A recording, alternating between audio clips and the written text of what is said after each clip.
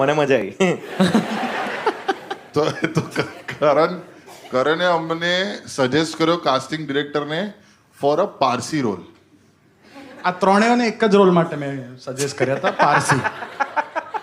અને પછી અમે ઓડિશન મોકલ્યા પણ ખરા.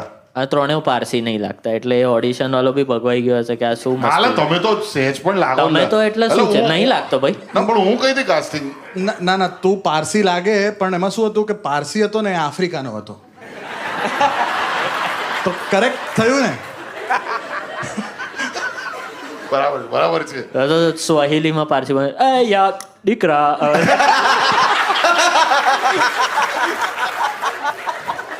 જોની સારું કહે સપો.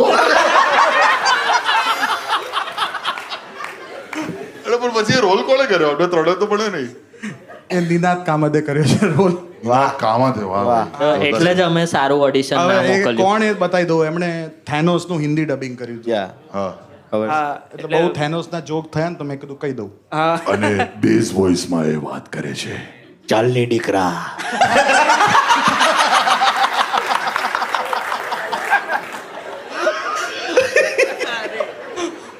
નિનાદ કામત એટલે જે પેલા 10 મૂવીમાં દગાખોરી કરીને પોતાના માથે ગોળી મારે છે ને, હવે એ જોઈ લેજો 10. હવે બધું તો હું કે કરું તો. તું એકલો જ છું જેને 10 વાર જોઈ છે. મને યાદ નથી. અભિષેકે નહીં જોઈ. થિયેટરમાં 2 જ હતા, હું ને ઝાહિદ ખાન.